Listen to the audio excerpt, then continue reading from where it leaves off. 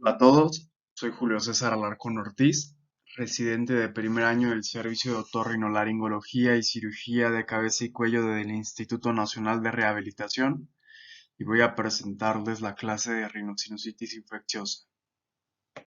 Vamos a iniciar la presentación con una breve introducción del tema. Vamos a repasar los puntos más importantes del cuadro clínico. En el diagnóstico vamos a ver algunas definiciones y clasificaciones actuales y previas, los puntos más importantes del tratamiento, complicaciones y vamos a finalizar con algunas conclusiones de la clase. Iniciando con la introducción, hay que recordar que los senos paranasales son cavidades neumáticas excavadas en los huesos del macizo facial y que rodean de forma estratégica a la cavidad nasal. Se considera que son estructuras pareadas, encontrando senos frontales, etmoidales, maxilares y esfenoidales, y que se encuentran cubiertos con el mismo epitelio de la cavidad nasal, que es un epitelio pseudoestratificado columnar. Se han determinado algunas funciones de dichos senos como disminuir el peso del cráneo, incrementar la resonancia de la voz, amortiguar el impacto de los traumatismos, aislamiento de fluctuaciones de temperatura en el aire inspirado, así como humidificar y calentar dicho aire. Y al estar recubiertos por un epitelio respiratorio, también son un punto importante de defensa inmunológica. Los senos paranasales tienen distintos patrones de desarrollo y neumatización. Aunque se considera que el seno frontal está presente como una pequeña fosa o como un nódulo en el recién nacido, se considera que su desarrollo inicia desde el primer año de vida, teniendo una neumatización lenta los primeros años, posteriormente una neumatización rápida entre los 5 a 8 años de edad, hasta alcanzar una apariencia adulta a los 12 años, con la posibilidad de seguirse desarrollando o neumatizando hasta los 17. El seno etmoidal es el único que se considera que está presente desde el nacimiento. Tiene una neumatización rápida entre los 1 a 4 años de edad, con una apariencia adulta a los 12. El seno maxilar tiene una neumatización rápida entre los primeros 4 años de vida, perdón, con una apariencia adulta entre los 12 y los 14. Sin embargo, la neumatización puede continuar hasta los 20 años. Y el seno esfenoidal se neumatiza entre los primeros 3 años, con un crecimiento progresivo entre los 7 y los 14, y este es el último que se neumatiza completamente, pudiendo continuar su desarrollo hasta la adultez. Entrando de lleno en el tema, lo primero que vamos a ver es la definición del término rinosinusitis. Este es un término que se ha utilizado de forma generalizada desde los 90. Implica una respuesta inflamatoria en la mucosa de la cavidad nasal y de los senos paranasales, de los fluidos contenidos en dichas cavidades y o en el hueso subyacente. Este término implica que existe una relación directa entre la mucosa de la nariz y de los senos paranasales y que es muy difícil encontrar un fenómeno aislado únicamente en la cavidad nasal o en los senos paranasales, es decir, el término rinitis de forma aislada o sinusitis en realidad se queda muy corto para describir el fenómeno inflamatorio. La rinosinusitis aguda es un fenómeno eminentemente viral.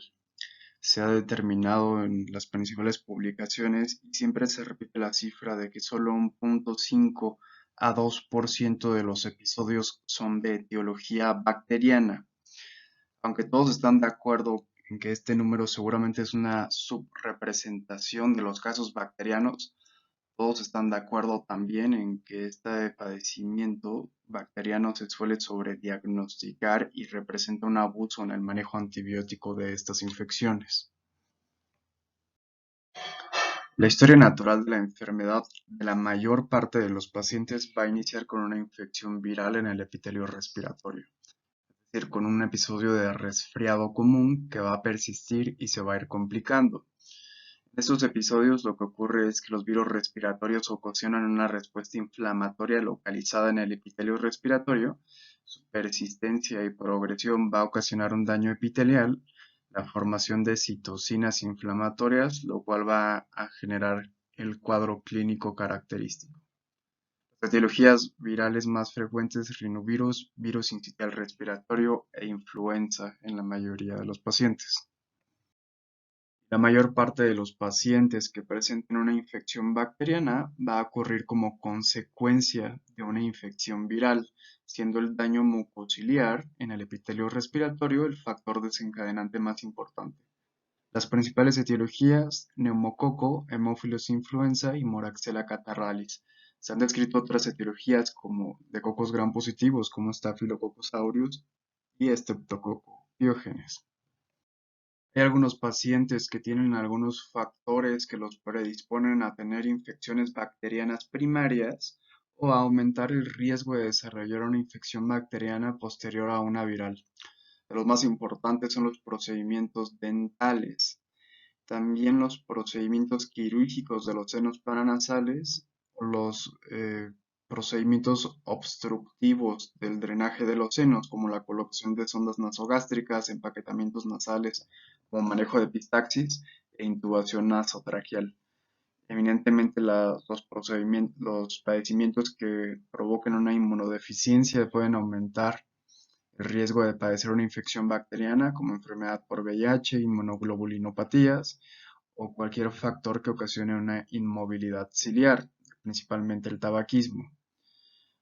Padecimientos o obstrucciones anatómicas como septum nasal desviado, pólipos nasales, hipertrofia de cornetes, tumores, traumas previos, cuerpos extraños o granulomatosis con poliangiitis. También factores que ocasionan un edema de la mucosa en cavidad nasal, como infecciones virales previas, que es, como comentamos, el principal factor, rinitis alérgica o rinitis vasomotora persistente. El cuadro clínico se compone principalmente de congestión o obstrucción nasal, rinorrea, que puede ser de distintas características. Importante aclarar que el carácter purulento de la rinorrea no está directamente relacionado con una etiología bacteriana, sino con un proceso inflamatorio persistente. Puede haber dolor localizado o presión facial, que también se puede manifestar como cefalea, y alteración del olfato con anosmia o hiposmia. Otros síntomas que también pueden ser característicos es el dolor dental, sobre todo si es unilateral, o síntomas relacionados con estructuras adyacentes como dinofagia, disfonía, tos y halitosis. También se pueden presentar con síntomas sistémicos, productos del proceso inflamatorio, con mal estado general, fiebre, artralgias, mialgias, etc. Va a ser muy importante identificar los patrones de aparición de los síntomas y su evolución. Sobre todo identificar bien qué cuadro puede ser un resfriado común, que es una infección bastante limitada en comparación con una rhinosinusitis bacteriana. Identificar que en el resfriado común los síntomas principales son rinorrea de distintas características, tos y obstrucción nasal, que tiene su cenit sobre todo en los 3 a 5 días de evolución y que posteriormente van disminuyendo de forma paulatina. Importante también tener en cuenta los diagnósticos diferenciales, como los pacientes que tienen rinitis alérgica, que se pueden presentar con rinorrea y obstrucción nasal. Sin embargo, se puede diferenciar porque estos pacientes pueden presentar prurito nasal y asociación causal con los alergenos. Los pacientes que tienen enfermedad orodental, que pueden presentar dolor facial, dental o fiebre, van a tener ausencia de rinorrea, por ejemplo, obstrucción nasal y alteraciones del olfato. Algunos pacientes también con síndromes de dolor facial, como los síndromes migrañosos y de cefalea, van a presentar ausencia de síntomas respiratorios. Algunos pacientes que presenten con vasculitis, como pacientes con Wegener, van a tener una evolución por lo menos subaguda o crónica y no se van a presentar de forma pues tan abrupta. Los pacientes que tienen rinosinusitis fúngica aguda invasiva pueden ser pacientes inmunocomprometidos y o diabéticos que tienen síntomas graves y rápidamente progresivos. Y los pacientes que tienen fístula de líquido cefalorraquídeo hacer un diagnóstico diferencial con la rinorrea. Bueno, para hablar del diagnóstico va a ser muy importante hablar acerca de las definiciones y clasificaciones actuales de estos padecimientos. La definición más completa y actualizada es la de la Sociedad Europea, que define la rhinosinusitis como una inflamación de la nariz y de los senos paranasales caracterizada por dos o más síntomas, uno de los cuales debe de ser congestión nasal o rinorrea. Los otros dos síntomas pueden ser paresión o dolor facial y alteraciones del olfato como anosmia y posmia. Y cualquiera de los siguientes datos, signos endoscópicos de la enfermedad o cambios tomográficos sugerentes. Esta es una definición bastante importante. Tiene la intención de estandarizar lo que puede ser una rinosinusitis, sobre todo en el contexto de los estudios clínicos, y no es necesario utilizar esta definición para hacer los diagnósticos día a día en el consultorio. Con esa intención, la Sociedad Europea tiene esta, vamos a decirlo así, definición simplificada que uno puede utilizar en el consultorio clínico, que es el inicio repentino de dos o más síntomas, igual congestión nasal o rinorrea asociado a dolor facial o alteraciones del olfato durante una duración menor de 12 semanas. Eso es una rinosinusitis aguda. Existe también el diagnóstico de una rinosinusitis aguda recurrente, que son 4 o más episodios al año, con intervalos libres de síntomas entre los padecimientos. Esta es una definición simplificada que podemos utilizar para realizar el diagnóstico clínico. Las guías europeas también nos definen ciertos espectros de la enfermedad, ciertas formas en cómo una rinositis aguda se puede manifestar. La más leve de ellas es el resfriado común, que como hemos hablado no se puede separar un episodio de rinitis a un episodio de sinusitis, sino que ocurre una coexistencia. Entonces, un resfriado común en sí es una rinosinusitis viral aguda no complicada y tiene una duración de los síntomas menores a 10 días. Una rinosinusitis aguda postviral que las guías europeas definen como algo más allá de un resfriado común, un incremento de los síntomas después de los 5 días de evolución, que como hablamos, eso no es normal en un resfriado común, o la persistencia de los síntomas más allá de los 10 días de evolución, siempre con una duración menor a 12 semanas para poder decir que el episodio es algo agudo. Finalmente, una rinosinusitis bacteriana aguda, en el cual se presenta una rinosinusitis aguda postviral, igual menor de 12 semanas, con al menos 3 signos o síntomas adicionales que pueden incluir una decoloración de la descarga mucosa, dolor local importante, fiebre mayor a 38 grados, elevación de marcadores de inflamación y un patrón clásico de doble enfermedad que se describe en la rinosinusitis, es decir, que el paciente vaya mejorando con los síntomas y después tenga una recurrencia y progresión de estos, como si se volviera a enfermar. En esta diapositiva está ilustrada esta propuesta de las guías europeas para definir los espectros clínicos de la rinosinusitis aguda. Es importante mencionar que todo este alboroto de las definiciones tiene la intención primero de identificar a los pacientes que tienen un cuadro clínico compatible y después, de forma prioritaria, identificar aquellos pacientes que puedan tener una infección bacteriana para poder iniciar los antibióticos y prevenir las complicaciones. Entonces, en su mano izquierda está esquematizado el resfriado común, que como dijimos, son pacientes que tienen una sintomatología que después de los 5 días de evolución va disminuyendo. Los pacientes que tienen una rinosinusitis aguda postviral son aquellos que tienen incremento de los síntomas mayor después de los 5 días o que tienen síntomas persistentes después de los 10 días de evolución. Y la diferencia principal con los pacientes que pueden tener una infección bacteriana es que no solamente tienen una enfermedad persistente, sino que tienen síntomas adicionales a, es decir, tienen síntomas persistentes después de los 10 días pero con una progresión de estos, con un aumento de la intensidad, que como dijimos deben de tener al menos 3 de los siguientes signos o síntomas: fiebre de 38 grados, un patrón de doble enfermedad, una enfermedad unilateral, dolor grave o elevación de marcadores de inflamación. Con la aparición de estas nuevas definiciones y criterios diagnósticos para la rinocinositis, han caído en desuso algunas otras clasificaciones que utilizábamos previamente. Es algo altamente cambiante con los años.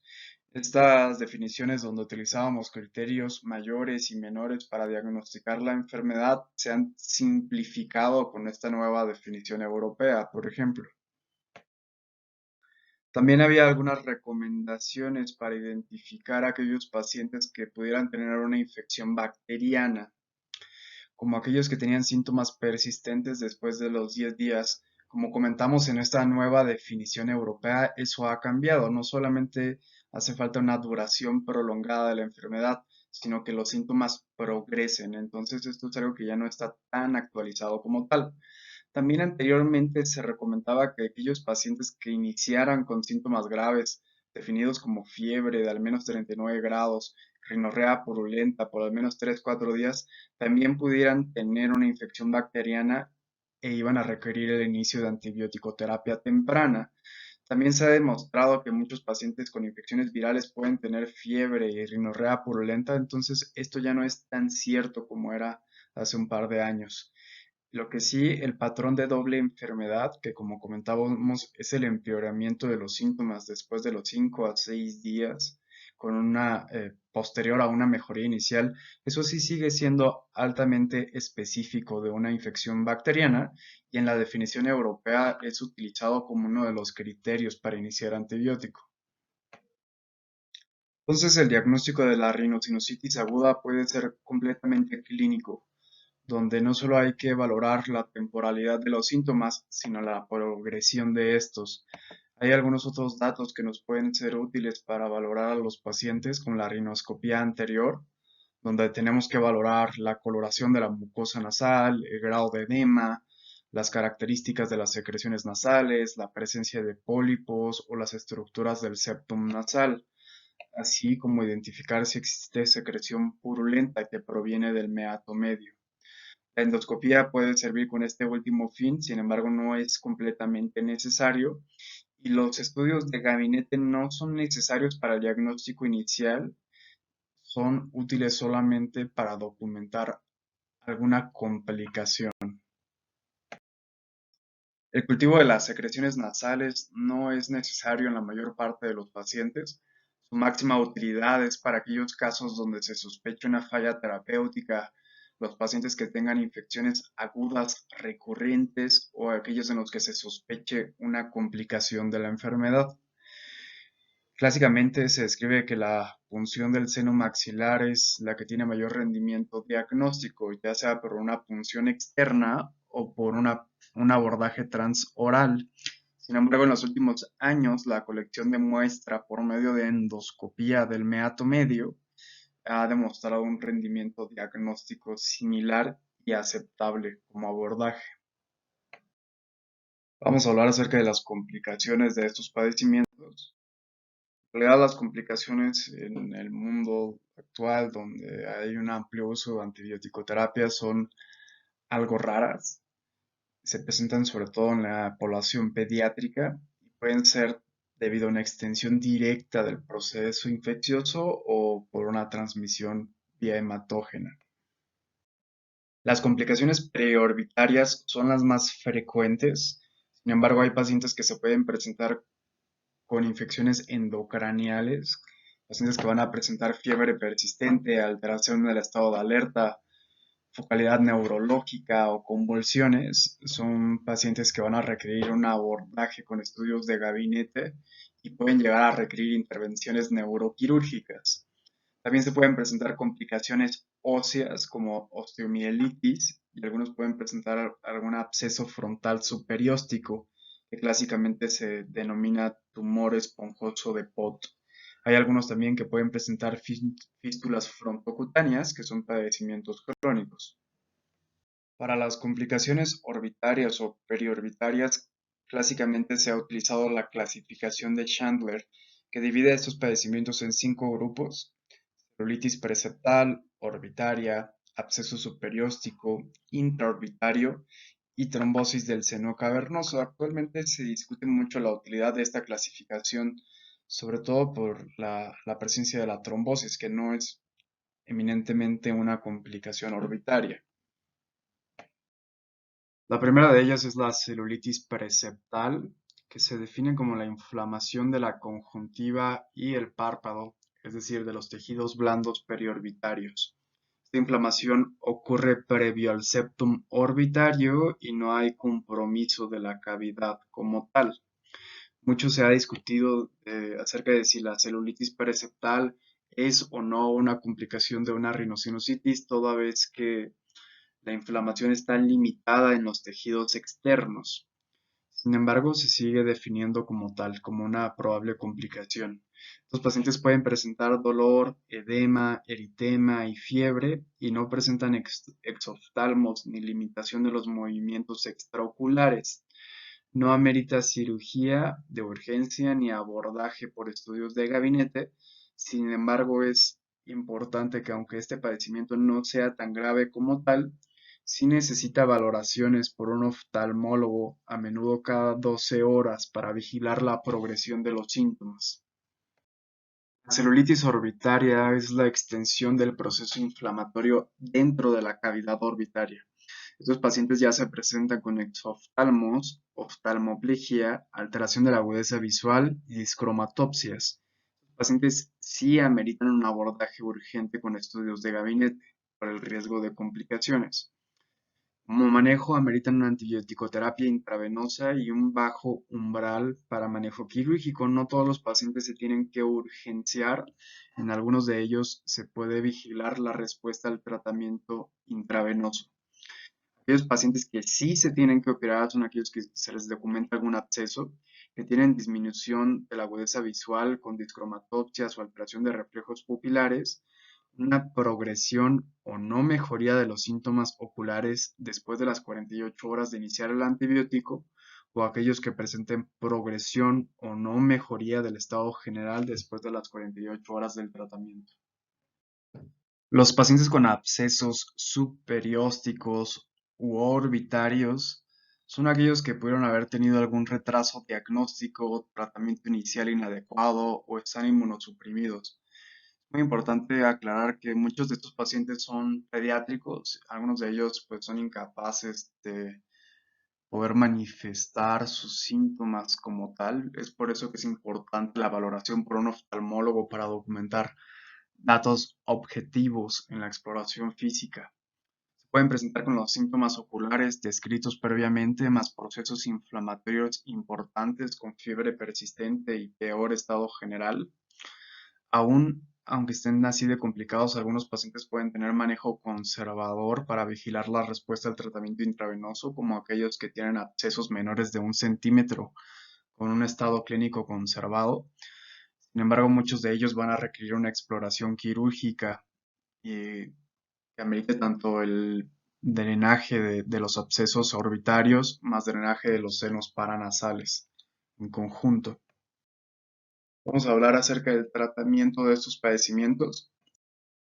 Todo paciente que tiene una rinosinusitis aguda, independientemente de la etiología, debe de tener como mínimo analgesia y antipirético, esteroides nasales, que se ha visto que mejoran la respuesta al tratamiento, y irrigación con solución salina, toda vez que se ha comprobado que disminuye el edema y mejora el aclaramiento mucociliar. Otros tratamientos sintomáticos no tienen evidencia tan fuerte o no están recomendados como los antihistamínicos, que aunque pueden mejorar un poco los síntomas nasales, estas respuestas son demasiado limitadas y cortas, los descongestionantes nasales. Para el inicio de la antibiótico-terapia es muy importante, como hemos recalcado en la clase, no solamente la duración de los síntomas. No basta con que el paciente tenga 10 días de evolución con una rinorrea. También es importante documentar o estar al tanto de la progresión que han tenido estos síntomas. Que tenga síntomas adicionales o que han empeorado en su intensidad. Dolor persistente, unilateral, fiebre son algunos ejemplos, o un patrón de doble enfermedad. El beneficio de la antibiótico-terapia en estos pacientes es acortar la duración de la enfermedad, mejoran la calidad de vida toda vez que pueden retornar a sus actividades de una forma más rápida. En realidad, se ha documentado que la antibioticoterapia puede limpiar, por decirlo así, los senos paranasales. Esto puede ayudar a prevenir las recurrencias y la formación o el desarrollo subsecuente de una rinosinusitis crónica. Sin embargo, si los antibióticos previenen o no las complicaciones de la enfermedad, ese es un punto todavía algo debatido. La idea es otorgar o indicar el antibiótico apropiado al paciente correcto durante el tiempo necesario. En cuanto al tratamiento antibiótico, el manejo inicial convencional es con amoxicilina con ácido clavulánico, debido a la alta incidencia de beta-lactamasa en las etiologías bacterianas. Las dosis son convencionales y el antibiótico de segunda línea de elección es la doxiciclina. Ni el Bactrim ni los macrólidos han demostrado ser buenos medicamentos para estas infecciones debido a la alta tasa de resistencias. Aquellos pacientes que tienen alergia a betalactámicos o que tienen falla del tratamiento inicial, las quinolonas respiratorias son los medicamentos de elección. Y aquellos pacientes que han desarrollado alguna complicación y ameriten manejo intravenoso, igualmente las quinolonas, cefalosporinas de tercera o cuarta generación o ampicilina sulbactam son los medicamentos de elección. Aunque en nuestro país no se acostumbra tanto utilizar cefalosporinas de tercera o cuarta generación vía oral, sí son medicamentos que están disponibles en nuestro país, sin embargo no se recomienda utilizar en estas infecciones a menos que se utilice en conjunto con clindamicina o con doxiciclina. El tratamiento antibiótico en la población infantil es muy similar al del adulto. Amoxicilina con clavulanato es la primera opción terapéutica en dosis convencionales. Las dosis altas se pueden utilizar como segunda línea del tratamiento. En los pacientes alérgicos se pueden utilizar levofloxacino o clindamicina más una cefalosporina de tercera o cuarta generación vía oral. Aquellos que tienen falla del tratamiento inicial se pueden utilizar las dosis altas de amoxiclav como segunda línea o una quinolona respiratoria. En aquellos pacientes que tienen alguna complicación y que ameritan ser hospitalizados, igual que en el adulto, ampicilbactam, quinolonas respiratorias o cefalosporinas de tercera o cuarta generación intravenosa. Como comentamos, en cuanto a la antibioticoterapia, los macrólidos y el Bactrim no están recomendados por la tasa variable de resistencias. La doxiciclina en adultos es una buena opción como segunda línea terapéutica. Se prefieren los cursos cortos de antibiótico toda vez que mejoran la adherencia, tienen menos efectos adversos y el costo del tratamiento es menor en adultos de 5 a 7 días y en niños de 10 a 14 días. En aquellos pacientes que tengan un empeoramiento del cuadro clínico dentro de los primeros 3 días de evolución o una falta de mejoría total a los 3 a 5 días después de haber iniciado el tratamiento, se sugiere un cambio de tratamiento o un reabordaje como con la colección de muestras de cultivo, valorar la tasa de resistencias, dosis inadecuadas o causas no infecciosas de los padecimientos como alergias y causas estructurales en la cavidad nasal y descartar la presencia de complicaciones. Bien, y vamos a ver las conclusiones de la clase. La primera de ellas es que las definiciones y clasificaciones de la rinosinusitis aguda pueden variar y han cambiado con los años y van a seguir cambiando. La prioridad, como hemos comentado, es identificar a los pacientes que tienen datos clínicos compatibles y además identificar a aquellos pacientes que pueden tener una infección bacteriana. Por lo tanto, es importante, independientemente de cómo se haga un diagnóstico, intentar justificar el uso de la antibiótico-terapia, donde no solamente es importante la temporalidad de los síntomas, es decir, síntomas persistentes más allá de 10 días, sino una progresión de la sintomatología, ya sea con datos clínicos nuevos o una progresión o aumento de intensidad de los síntomas previos. El principal manejo es el sintomático, independientemente de si es una infección viral o bacteriana, todos los pacientes van a requerir analgesia y antipiréticos, esteroides nasales y lavados nasales con irrigación de solución salina, porque es lo que ha demostrado que mejora significativamente la sintomatología y debemos de estar alerta por las complicaciones, sobre todo en la población pediátrica, en aquellos pacientes que no pueden expresar adecuadamente los síntomas, mantener un bajo umbral. Las complicaciones, sobre todo en las orbitarias. Eso sería todo por la clase. Les agradezco su atención y nos vemos en la sesión de Zoom.